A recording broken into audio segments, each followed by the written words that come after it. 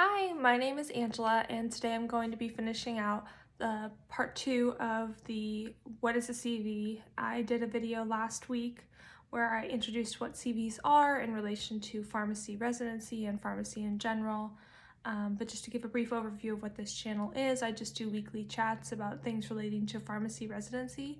I'm going to cover a variety of topics because I did match with the residency and I start in June, but I'm going to be covering a lot of different things, both that pre-residents or pharmacy students currently can benefit from, and then as I go in through the residency process I'll post things related to that. So in the last video I covered the basics of what a CV is, or a curriculum vitae. It's a brief account of your education, your qualifications, your experience. It's sent usually with a job application, and residency is a job, so that's what you would be sending in with your residency applications. For pharmacy, it's basically breaking down your rotations, what certifications, what awards, what research experience, and all that other pertinent stuff, leadership, volunteer work. So what I'm going to go through today to finish this up is just go through my CV and kind of say things that I feel like were pertinent to me whenever I was making my CV. I attended several workshops, so I'll just kind of cover some of the heavy hitters that I felt like really were a good addition or removal from my CV. And this will be no longer than 10 minutes, so if I need to make another video, I will, but I'll just kind of go through my CV. I'm not going to share it because of personal information being out there, but so I open it with my name, and then my phone number, my email, and my address. I also have my LinkedIn account linked in there, so I can click it, or someone else can click it, and it'll pull up my page. Not everyone does that, but I liked that that was an option, because then you can see my face without having my face on my CV. I go through my education. I did list my GPA for both my undergrad and my pharmacy school. I listed the location of the campus and the years that I attended. Then I did my employment. I said who I was employed by, what the location was, and who my preceptor or my main pharmacist in charge was, as well as their qualifications. So a tip that I had gotten from someone was that when you put someone's name, if you can put their qualifications such as PharmD or something like pharmacy manager pick, if they have BCPS certifications or any kind of certifications along with that, it helps the reader kind of know who was precepting you and what kind of a role maybe they had and how well they could maybe assess you in clinical things. Then I put honors and awards and who gave me the award and when. And one note, whenever a page breaks, you always want to put another heading so the reader knows where you went. So instead of just having your honors and awards listed without an additional header, if you go on to page 2, you should re-put the header honors and awards and then put continued next to it, so that when people are printing off several pages, they don't get confused and it's very easy for them to follow, because oftentimes people will be reading these very fast and you're going to want to help them out by showing them where you're going. Then I put my certifications and licensures, as including the expiration date. Some of them never expire, but I did put certain things that I knew were going to expire at certain times, who offered the certification, and other details such as the location of where I got it, or maybe a license number for my Board of Pharmacy number. Then I got to professional affiliations or student organization involvement, and this could get really long for me because I was really involved. So I put the name of the organization, and then I also put the abbreviated form at the end. So many of you know in pharmacy there's a bunch of different organizations and it becomes what we call alphabet soup, trying to remember all the different things: APHA, ASHP, ASCP. So I would write out the name, and in the end I would put a bolded abbreviation so that people could highlight quickly what exactly I was referring to. And then I put bullet points under that highlighted name, and I said first and foremost under the first bullet point was any leadership roles that I had in that organization, because again, people are going to be going through this very fast, and what you wanted to highlight most is what roles you had or what independent leadership roles you took on. That would probably be the most important thing. And so I would list maybe 4 or 5 things under an organization that I felt were important. If I only felt one thing was important, I only listed one. You don't have to go into great depth, and probably you shouldn't go into great depth on things that aren't very important. You want to cover things that you thought were big, that they would care about, and things that you had a lot of involvement in that you could speak to, because in interviews, which I'll touch on in later videos, they usually bring up your CV and want to talk to you about certain things on it. So only list what you want them to talk to you about, and probably list things that you could probably talk about very easily that you're excited about. But I would put my leadership roles, and then I would put big events that I was either in charge of or a part of, or big projects that I worked on.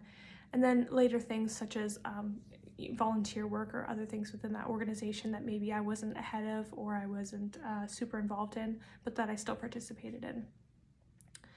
And I also put the years that I was involved in that organization. And when you can be specific, such as like if you planned an event and 100 people went, instead of just saying planned leadership event, say planned leadership event and 100 students attended. That kind of puts a little bit bigger show of that event and really lets the reader know just what all took place and kind of gives them a cool number to think about and thinking about the impact of your work. And then I had to do, basically almost 2 pages of student organizations. It got very long, but I was very involved and I wanted to highlight that. Then it moves on to your rotational experience. And then you need to make sure that you highlight whether these are APPE or advanced practice pharmacy experiences, or IPPE, which is intermediate or institutional, I can't remember. Basically IPPE is what you do after your first and second year, and then APPE is what you do after your third year or during your P4 rotational year. And with CVs, you need to go in reverse chronological order. So as they're reading it, and this is with everything, as they're reading it, they should be seeing the newest information first.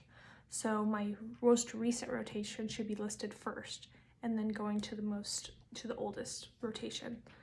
And with that, I would highlight first the institution where I was at, and then I would put the location of that institution, what type of rotation it was, so you guys will know from your rotations that it'll say if it's an ambulatory care rotation, acute care, institutional, drug information, putting that stamp of what type of learning it was during that month. And then your preceptor, and the same rules apply of trying to put their certifications and their clinical or non-clinical roles, whatever roles that they have specifically. And then I included usually no more than 4 or 5 bullet points for each rotation, telling them what I did on that rotation. I usually try to put the most clinically involved activities to the front so they know kind of what my day-to-day activities were in a clinical sense, because again, most preceptors for residency want to know what clinical experience you have had and what you've done. So that's what I usually put as my first bullet point.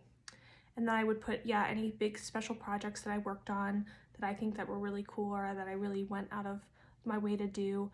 And then I would also include things that were still standard in the rotation that every student would have done, but that I still was involved in. So topic discussions, journal clubs, reviewing different patient case presentations, or doing my own things that maybe you wouldn't think are too exciting, but I think that it's important that they see you consistently are doing a lot of rotational work, because not every rotation requires that, although many do.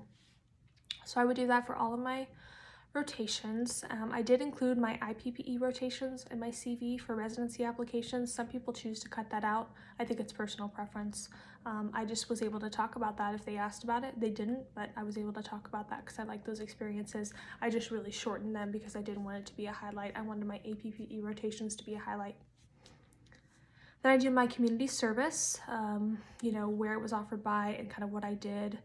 Then I did my research and publications. That includes 2 posters that I was able to do, where I presented them, what kind of titles they were, like the title of the presentation and kind of what was involved, if I was first author or co-author, what meetings they were presented at. And then I listed professional meetings that I had attended. So going to ASHP mid-year, what year it was, what the location was. Most of these, most recently with COVID, were online. And then I put activities if I did certain things, such as a leadership role or these poster presentations, or just other activities that I feel like I could speak to or that they might want to know.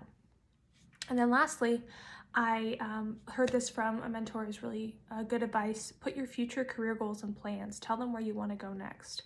So I put that I want to complete PGY1 residency and then a PGY2 residency in ambulatory care, and kind of what I wanted to do in residency just briefly, and then what my post-residency goals were, like what job I wanted to have. And then I also put my top strengths and maybe some leadership qualities as just a fun thing. And I did get asked that on an interview about my top strengths. They said they liked that. So I hope this video was helpful. I'll post another one next week on a different topic, but thanks for listening.